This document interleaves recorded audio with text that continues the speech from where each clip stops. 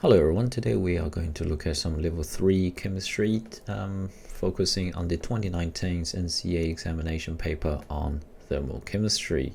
So this is going to be question 1 of this particular exam, so let's get into it. So question 1, the first question is always looking at the SPD notations. So with the SPD notation questions, you don't really need to worry too much about understanding what SPD orbitals look like, how to draw them. That's for university, okay? So if you were planning, if you are planning and going to do university level chemistry, then you will need to understand what SPD notations, how the importance of that, and then how to actually interpret the interactions between the electrons in different orbitals. So that's for university. But at high school, when we're doing electron arrangement, we don't do 2A8 stuff anymore, because that's technically not very correct. We will be using SPD notations. So first thing first, when you do SPD notations, I will strongly recommend you, because you will get a periodic table, find the elements that you need to do first and write down how many valence electrons they have. So chromium has 24. Now Fe as an element has Fe has an element has 26. Ge as an element has 32. Okay, so I'll do them one at a time. Let's start from the bottom one first. Let's do Ge first. Okay, so if we were to do Ge, germanium, and so you need to, what is electron arrangement? Electron arrangement is arranging these electrons. You have 32 electrons, so you need to arrange them in order. So just always remember, you always start with 1s, which only fits 2 electrons, then 2s, which only fits 2 electrons, then 2p, which fits 6, 3s, which fits 2, 3p, which can fit 6, 4s, which can fit 2, and then so you can just add this up. You need to add up to 32. Okay, so I've done 2, 2, 6, that's 10, another 10 here, so I need 12 more, and 3d can fit 10. I still need 2 more, so that goes into 4p2. Now it doesn't make any difference to write 4s in front of 3d or 3d in front of 4s. It makes no difference. This is only an achieve question. No one's going to mark you wrong on this. Okay, but I tend to write 4s first. Just make a little note. 4s, when you're adding electrons, so I always tell my student, just always remember 4s before 3d.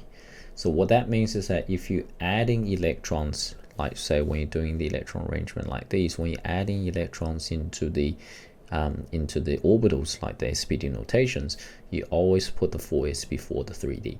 And when you're removing electrons from the element like Fe3+, you always remove the electrons from 4s first before you do 3d. So let's look at Fe3+.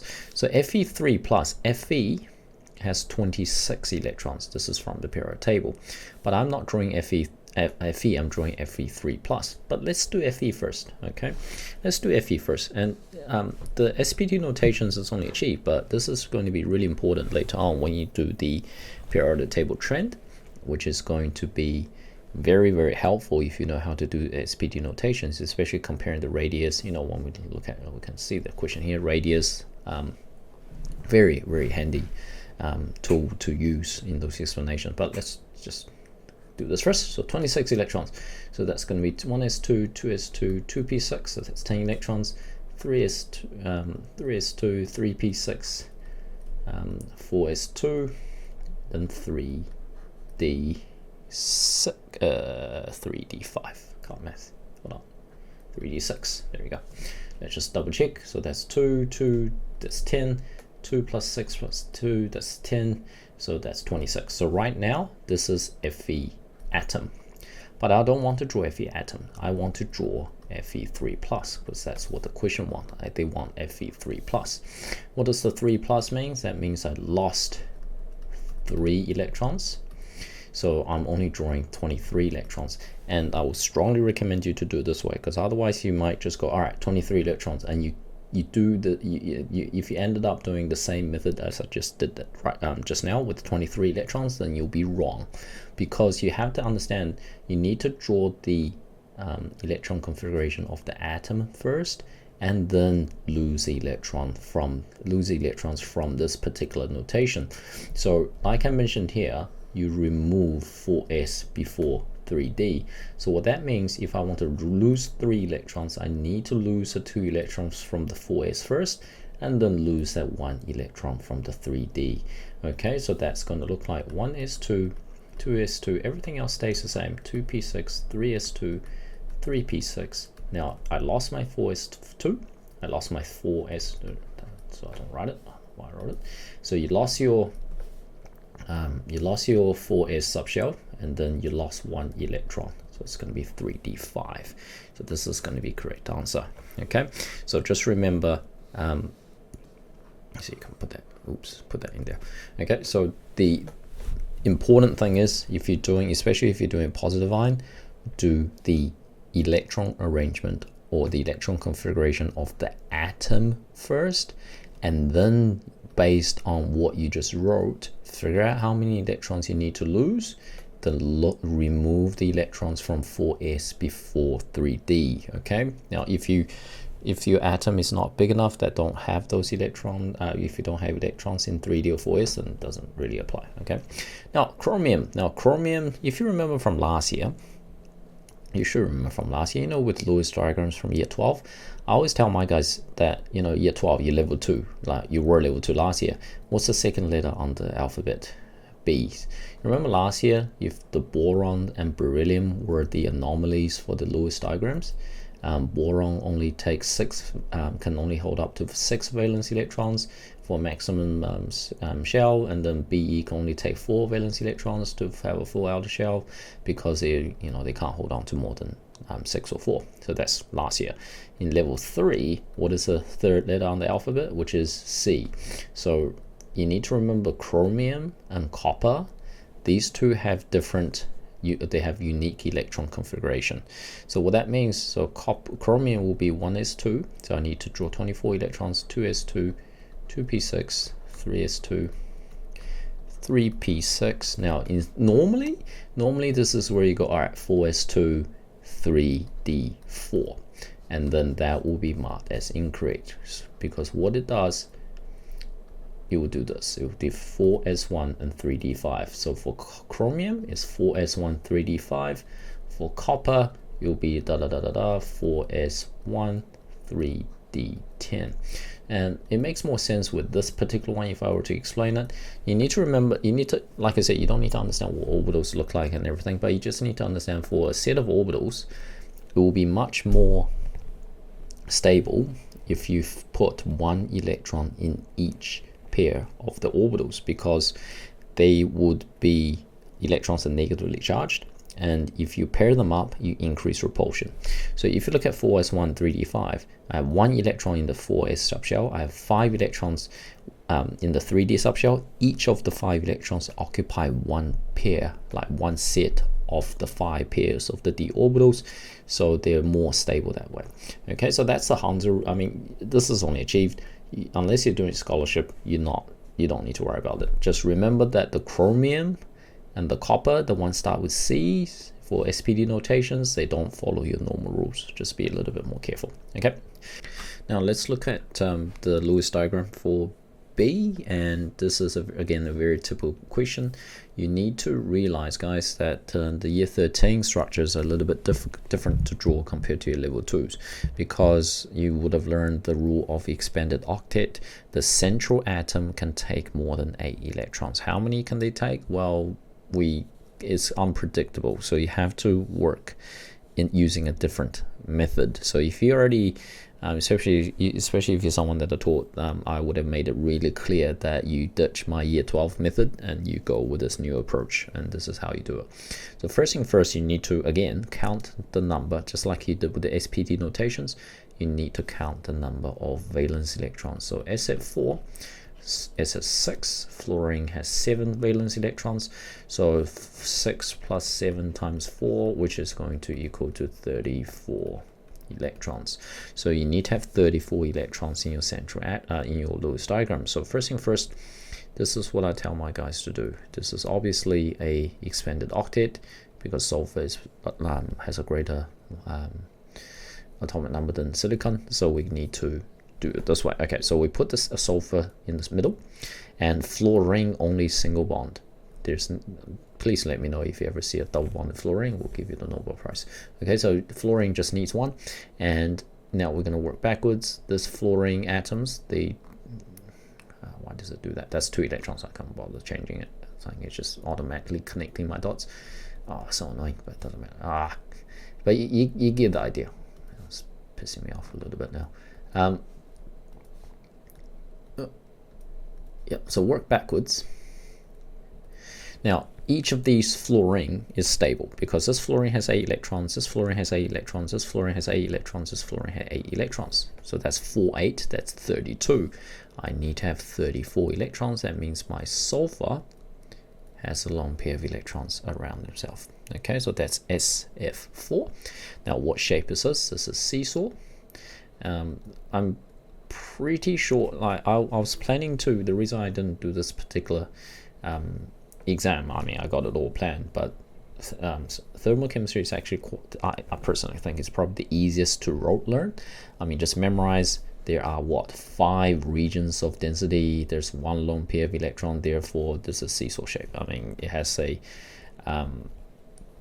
you can just. I'm pretty sure your teacher would have given you a table, but I was planning to do something on this later. So if I still have time, I'll be more explicit in terms of how we came to the shape. But just rote learn it if you're not so confident. Now SF3 minus, so same thing. SF3 minus. We are looking at, so that's 6, fluorine 7, so 6 plus 7 times 3. Now you have a -1 charge. -1 charge means you have 1 more electron. So this will give me 22, 28 electrons. So your diagram need to have 28 electrons. So same thing again, put the S in the middle, put the fluorines around it.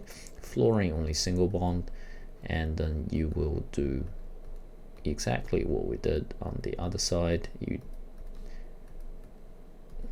Except don't do that. Okay, so let's have a look. So that's 8, that's 8, that's 8, 3, 8 is 24. I need to have 28, so that means my sulfur need to have 2 lone pairs electrons. So you should be able to see that this is a T-shaped diagram.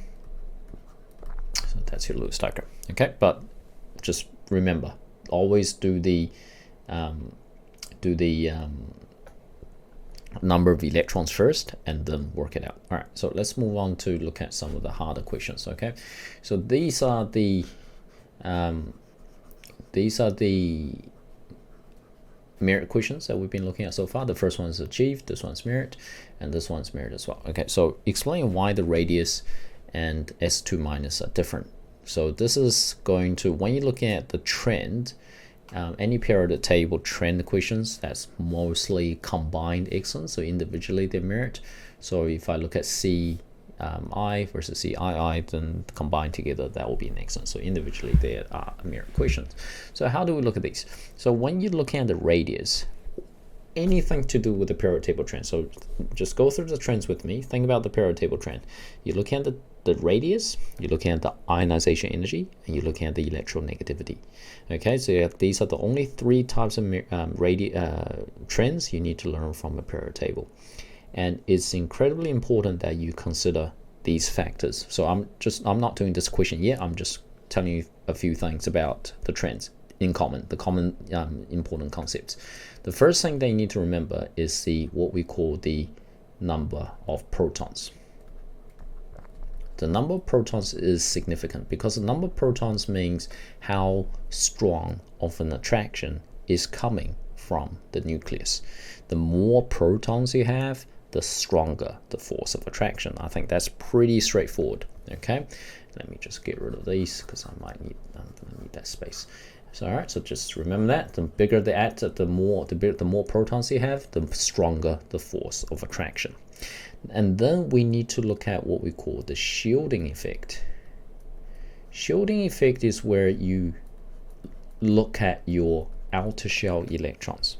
Okay, so think about your chemistry class. If your teacher is standing at the front, think about the last person. Think about the person that stands at the far back. You always have student that sits at the far back. So that person will be the outer shell electron. That person will be the valence shell electron.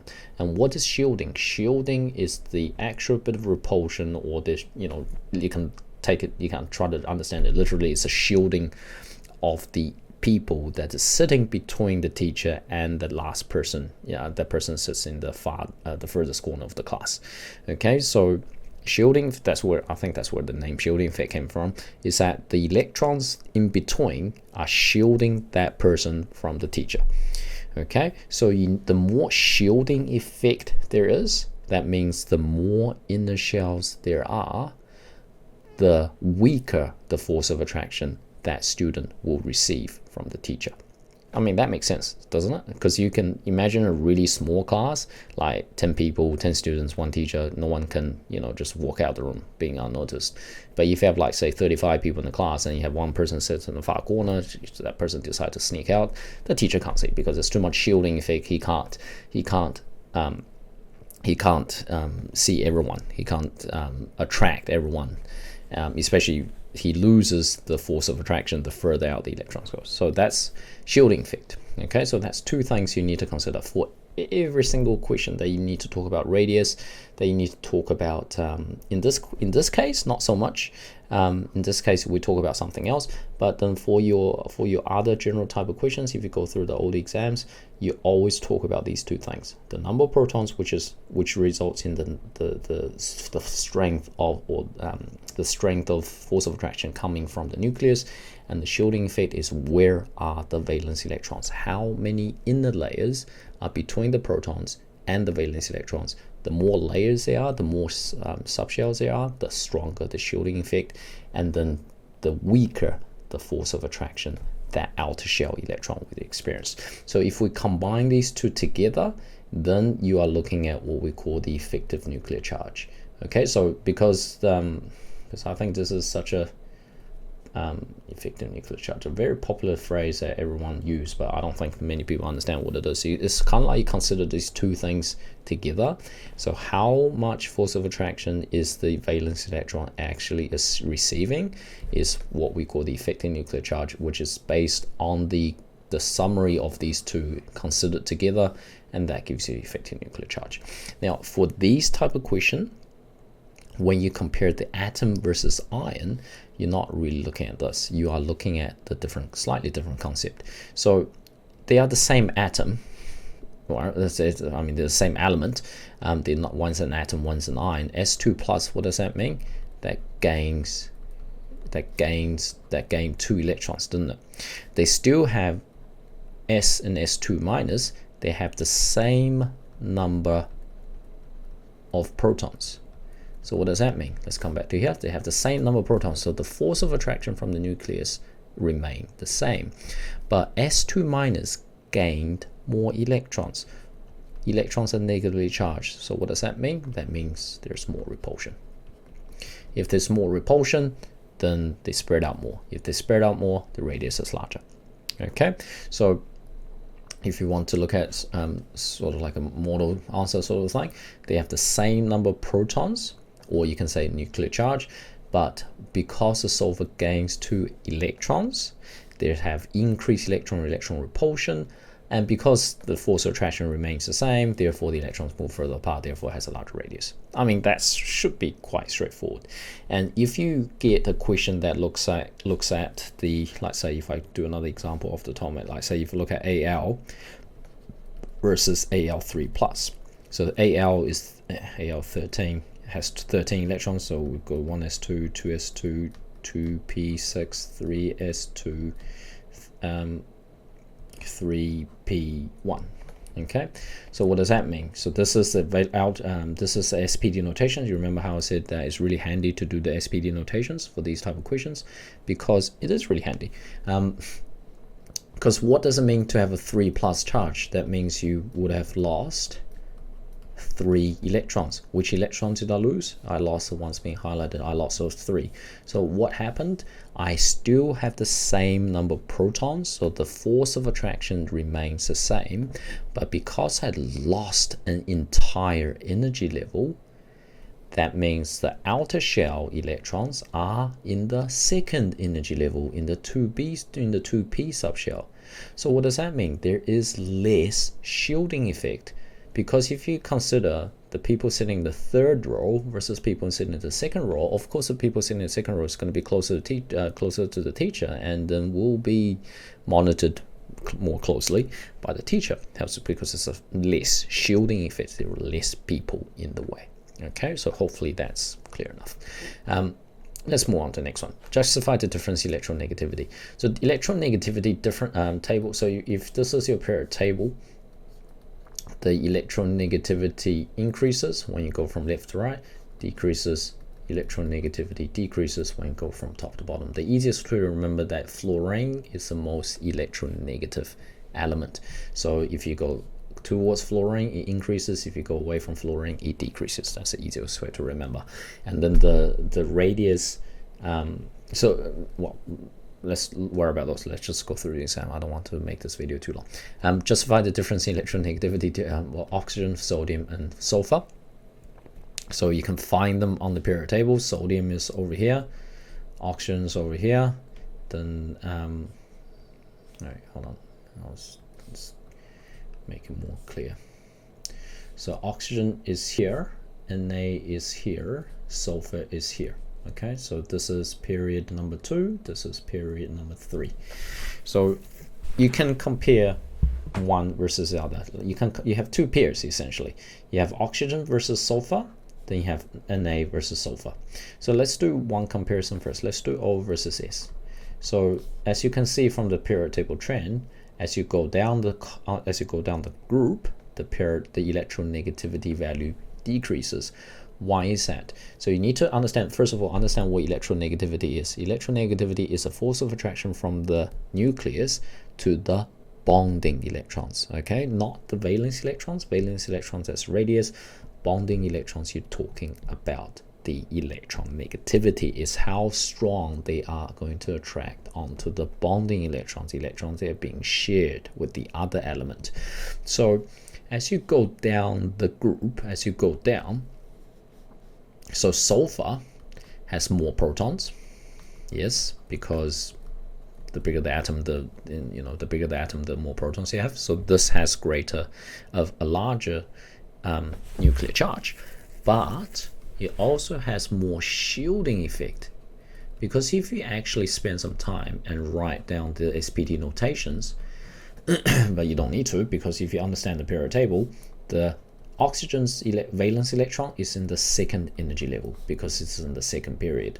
Sulfur is in the third period. The outer shell, the most outer shell, is in the third energy level. So there's more shielding effect. Oh man, I spelled shielding awfully wrong. I do record this. And again, if you have seen my other videos and have been pointing out mistakes, I do appreciate those, because I'm recording these at 11 p.m. and my brain, I'm not a night person, my brain just shuts off after 10. So apologies if I do make mistakes. But let's go back to this. So S is in the valence electron in the third energy level, despite having more protons. So it has a greater attraction force compared to the oxygen, but because there is more shielding effect, this is more significant, okay, in this case. Therefore, the valence electrons, in this case we're talking about electronegativity, therefore the bonding electrons are going to be further away from the nucleus because there's more shielding effect. So the bonding electrons are going to be further away. If they are further away, they have a lower electronegativity value compared to oxygen. Okay, if I compare Na and sulfur, if I compare Na versus sulfur, they are in the same period. So as you go across the periodic table, the electronegativity value increases. Why is that? Because they are both in the third energy level. Okay, so sodium has the valence electrons in the third energy level, 3s1, and then sulfur also has a valence electrons in the third energy level. But let's go back. So these two have roughly the same amount of shielding effect, because the outer shell electrons you can kind of think of it this way. If you again think about your classroom, if your teacher's sitting at, standing in the front, the third row from the teacher, that's the entire third energy level. You can have multiple people sitting in that row, so you can have one person sitting there like sodium, or you can have 6 people there sitting there like sulfur. So but then the force of attraction will be roughly the same, because the number of people sitting between the teacher and those students will be roughly the same, because they're sitting in the third row. Okay, so they have roughly the same amount of shielding effect, but sulfur has more protons, because sulfur has 16 protons. This has 16 protons. Sodium has 11 protons. So this has more protons. What does more protons mean? More force of attraction from the nucleus, stronger force of attraction from the nucleus. But because there's the same amount of shielding, therefore sulfur is going to have a greater electronegativity value. Okay, so hopefully if that makes sense, I mean, you can have a look at this. If you just state the obvious, like increase of the corrosive period, that may be enough for achieved.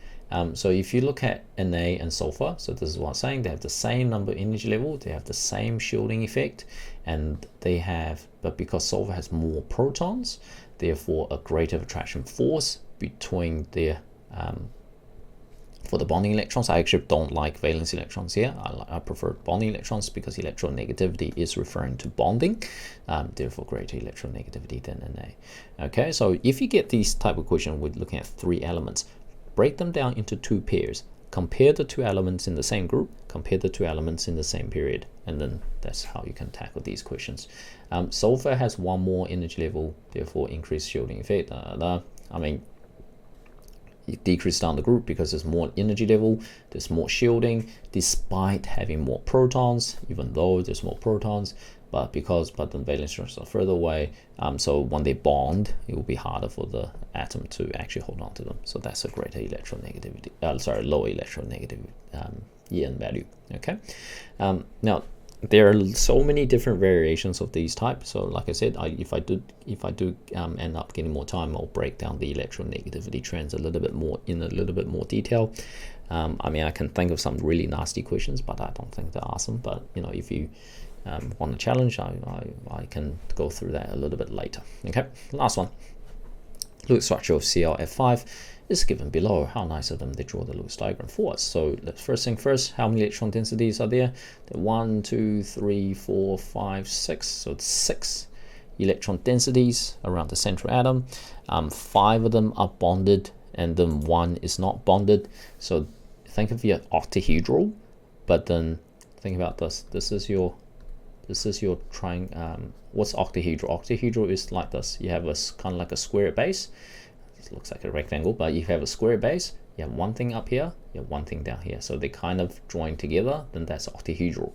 And when you have, so that's when you have 6 densities around the central atom. That's octahedral arrangement. But because you can't see that 2 electrons, you don't see those electrons, so you don't see that. So this is a square-based pyramid. I mean, it will be a lot easier if I have Molly Moss and just show that. But 6 electron densities, 5 bonding, 1 lone pair. So that means you have an octahedral arrangement.